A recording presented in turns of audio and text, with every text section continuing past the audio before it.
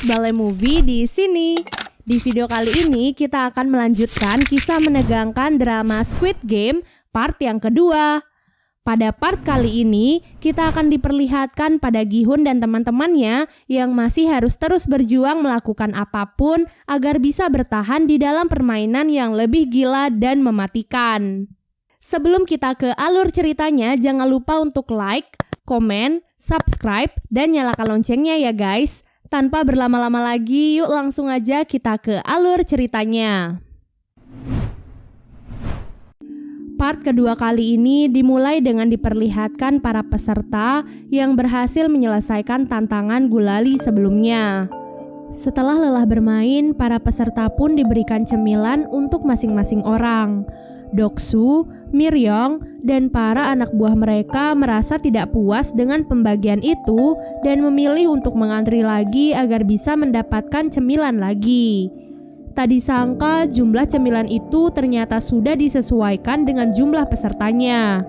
Jadi karena perbuatan Doksu dan anak buahnya, beberapa peserta pun tidak mendapatkan bagian cemilan. Seorang peserta yang tidak mendapatkan bagian lantas mengamuk dan mencoba melawan Doksu. Namun sayangnya ia malah dihajar oleh Doksu sampai tewas. Semua peserta yang menonton kejadian itu pun sangat terkejut dan meminta panitia untuk melakukan sesuatu. Panitia sama sekali tidak peduli dengan apa yang terjadi di luar permainan. Yang ada mereka malah menampilkan bahwa dengan tereliminasinya seorang peserta, maka hadiah uangnya akan semakin bertambah. Tak disangka hal itu pun membuat Doksu dan para anak buahnya menjadi berpikir untuk membunuh peserta lain agar saingan mereka menjadi berkurang.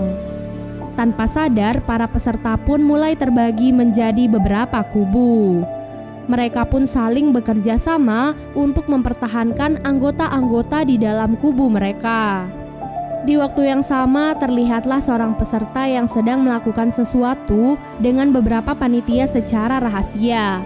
Rupanya peserta itu adalah seorang dokter dan beberapa panitia di sana melakukan suatu kejahatan yang tidak diketahui oleh sang penyelenggara.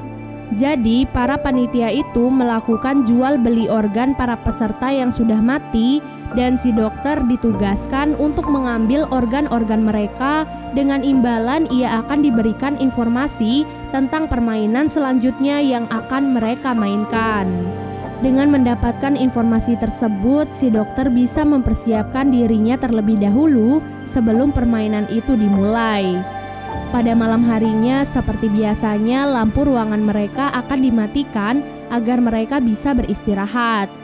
Namun kesempatan itu malah digunakan oleh Doksu dan anak buahnya untuk membunuh para peserta di dalam kegelapan. Malam mengerikan itu dipenuhi dengan teriakan kesakitan dan darah di mana-mana. Ditambah lagi dengan keadaan yang gelap gulita, mereka pun menjadi kesulitan untuk menyelamatkan diri. Gi-hun, Sang-woo, dan Ali pun langsung bergerak untuk menyelamatkan kakek Ilnam. Namun mereka tak bisa menemukan kakek Ilnam di kasurnya. Ternyata kakek Ilnam sudah lebih dulu menyelamatkan diri dengan pergi ke tempat yang paling atas. Dari posisinya itu, ia berteriak meminta para peserta untuk berhenti saling membunuh satu sama lain. Di saat itulah para panitia pun datang dan mengamankan situasi. Ruangan itu terlihat sangat berantakan dengan mayat yang berserakan. Mayat-mayat itu kemudian dibersihkan dan dipindahkan oleh panitia tersebut. Singkat cerita, keesokan harinya mereka pun dikumpulkan kembali untuk mengikuti permainan selanjutnya. Kali ini mereka diminta untuk membuat tim yang berisikan 10 orang. Si dokter yang sudah mengetahui permainan pun sengaja memilih Doksu dan anak buahnya sebagai timnya karena permainan yang akan mereka mainkan adalah tarik tambang. Sementara Gi-hun dan peserta lain yang tidak tahu apapun memilih teman-teman terdekat mereka dengan random. Bahkan tim Gi-hun dipenuhi oleh 3 wanita dan 1 kakek-kakek. Alhasil, tim itu pun menjadi sasaran empuk bagi tim lainnya. Tarik tambang yang akan mereka mainkan bukanlah tarik tambang biasanya. Mereka akan bertanding di atas ketinggian sehingga salah satu tim yang kalah pastinya akan jatuh dan tewas.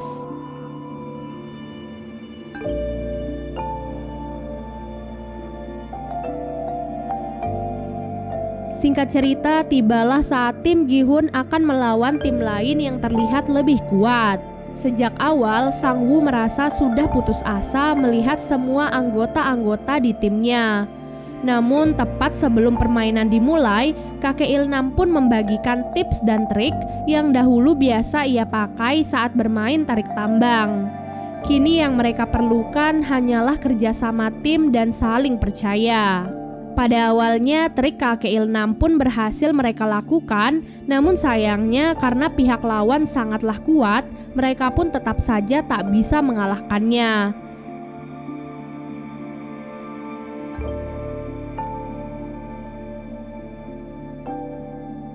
Sampai di detik-detik terakhir, Sang Woo pun memimpin para anggota tim untuk melakukan langkah berani. Ia menyuruh mereka semua untuk maju 3 langkah. Hal itu dilakukan agar tim lawan otomatis terjatuh. Meskipun pada awalnya mereka sempat ragu, namun pada akhirnya berkat hal itu mereka pun dapat membalikan keadaan dan akhirnya dapat memenangkan permainan tersebut. Di akhir permainan, dari 80 peserta, kini tersisalah 40 peserta yang masih bertahan. Setelah permainan usai, seperti biasa, si dokter akan dipanggil untuk melakukan operasi pengambilan organ. Saat itu, Junho yang masih menyamar diminta oleh seorang panitia untuk ikut melakukan pengiriman organ. Di sanalah Junho melihat apa yang dilakukan oleh si dokter dan para panitia itu. Mereka mengambil organ-organ penting dari mayat peserta yang sudah tereliminasi. Organ-organ itu nantinya akan dijual agar mereka bisa mendapatkan uang. Setelah menyelesaikan tugasnya, dokter itu pun meminta imbalannya pada para panitia. Namun para panitia itu mengaku belum mengetahui apa permainan selanjutnya. Hal itu tentu saja membuat si dokter pun sangat marah. Karena jika malam ini ia tidak mendapatkan info apapun, maka Doksu pasti akan langsung membunuhnya. Dengan pisau operasinya, ia pun langsung membunuh seorang panitia dengan brutal. Setelah itu, ia pun keluar dan kabur dari ruangan labirin tersebut dan dikejar oleh seorang panitia. Sampai akhirnya mereka pun tiba di ruangan permainan sebelumnya. Di sana si panitia mencoba menenangkan si dokter karena ia tak ingin frontman atau si penyelenggara mengetahui rahasia mereka. Namun sayangnya keributan itu pun langsung diketahui oleh frontman. Tak ingin membuang waktu, ia pun langsung membunuh si panitia itu dan juga si dokter. Frontman sebenarnya tidak peduli dengan kejahatan yang mereka lakukan di belakangnya. Namun dalam permainan itu, ia sangat menjunjung tinggi kesetaraan. Ia tak ingin ada peserta yang diperlakukan spesial di sana. Ia percaya bahwa setiap orang berhak mendapatkan kesempatan terakhir untuk mempertahankan hidup mereka dengan adil. Di waktu yang sama, Junho dan seorang panitia menyusup lewat pintu rahasia. Keduanya ditugaskan untuk mengirim organ-organ sebelumnya kepada para pembeli. Tak disangka setelah melewati jalan rahasia itu, panitia itu pun menodongkan pisau ke arah Junho. Ternyata ia selama ini sudah curiga pada Junho karena sudah bersikap aneh. Untuk melindungi dirinya, Junho pun mengeluarkan pistolnya. Dengan pistol itu, ia pun membunuh panitia itu dan menyusup masuk ke dalam ruangan frontman. Sementara itu, frontman dan para panitia pun melihat mayat panitia lain yang tertembak. Dari peluru di kepalanya, frontman yakin bahwa peluru itu adalah peluru dari pistol polisi. Alhasil, ia pun segera mengerahkan semua panitia untuk mencari penyusup tersebut. Sementara itu, Junho yang menyusup ke dalam ruangan frontman mencoba untuk mencari tahu informasi tentang kakaknya. Dari puluhan berkas-berkas di sana, ia pun menemukan fakta bahwa kakaknya memang pernah menjadi peserta dalam permainan tersebut. Setelah itu, waktu permainan selanjutnya pun tiba. Dalam perjalanan menuju ke ruangan permainan, mereka pun diperlihatkan mayat si dokter dan mayat panitia-panitia yang lain. Mereka secara resmi meminta maaf sekaligus mengingatkan bahwa hal itu akan terjadi pada mereka jika mereka berbuat curang. Pada permainan kali ini mereka diminta untuk berpasangan 2 orang. Karena jumlah peserta saat ini 39, itu artinya akan ada 1 orang yang tidak memiliki pasangan. Saat itu tidak ada satupun peserta yang mau berpasangan dengan kakek Ilnam. Mereka takut jika di permainan kali ini akan membutuhkan kekuatan. Karena merasa kasihan, Gi-hun pun memutuskan untuk berpasangan dengan kakek Ilnam. Pada akhir pemilihan pasangan, tersisalah Miryong yang tidak mendapatkan pasangan. Karena hal itu, ia pun dibawa oleh para panitia ke ruangan lainnya. Di ruangan permainan, masing-masing peserta diberikan 1 kantong yang berisi 10 kelereng. Dalam waktu 30 menit, peserta yang mendapatkan 20 kelereng di akhir permainan akan dinyatakan menang. Itu artinya mereka harus bersaing melawan pasangan mereka sendiri. Gi-hun yang berpasangan dengan kakek Ilnam berusaha menyadarkannya karena saat itu penyakit kakek Ilnam sedang kambuh. Sehingga ia pun tidak peduli dengan permainan dan berkeliling di sekitar arena. Hal itu tentu membuat Gi-hun panik dan terpaksa membentak kakek Ilnam. Dengan begitu kakek Ilnam pun sadar dan mau bermain dengannya. Mereka memutuskan untuk bermain tebak-tebakan. Mereka hanya perlu menebak jumlah kelereng di tangan lawan apakah ganjil atau genap. Tak disangka kakek Ilnam ternyata berkali-kali menebak benar yang membuatnya menang banyak. Hal itu pun membuat Gi-hun semakin panik. Sementara Sang-woo yang berpasangan dengan Ali memutuskan untuk bermain secara adil. Dalam permainan itu, Ali pun menang dan mendapatkan kelereng yang cukup banyak. Ali merasa bersalah dan tidak tega pada Sang-woo. Namun mau tidak mau, salah satu dari mereka pasti akan mati. Sang-woo yang sudah kalah memutuskan untuk memanfaatkan kepolosan Ali dan menipunya. Ia mengambil semua kelereng Ali dan menukarnya dengan batu. Dengan begitu, ia pun berhasil lolos dari permainan kali ini.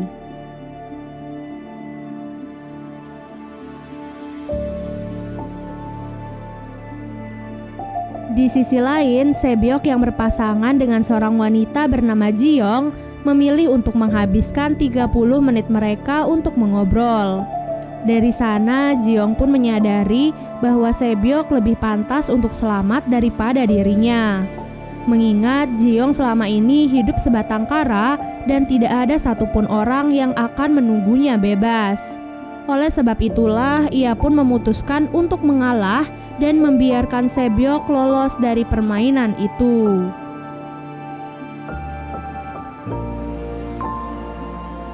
Kembali kepada kakek Ilnam dan Gi-hun. Saat itu kelereng Gi-hun hanya tersisa 1. Itu artinya tinggal 1 langkah saja kakek Ilnam akan berhasil menang dalam permainan kali ini. Tak disangka Gi-hun salah menebak pada kesempatan terakhirnya. Namun karena penyakitnya, kakek Ilnam pun lupa apa tebakan dari Gi-hun. Karena hal itu, Gi-hun pun mengganti tebakannya sehingga ia pun berhasil menang. Hal itu terus dilakukan oleh Gi-hun agar bisa membalikan keadaan. Sampai akhirnya kelereng kakek Ilnam pun hanya tersisa 1. Saat itu kakek Ilnam pun menyarankan agar mereka bermain 1 ronde lagi, namun harus mempertaruhkan semuanya. Gi-hun yang mendengar hal itu merasa tidak adil, karena ia memiliki 19 kelereng, sementara kakek Ilnam hanya memiliki 1 kelereng.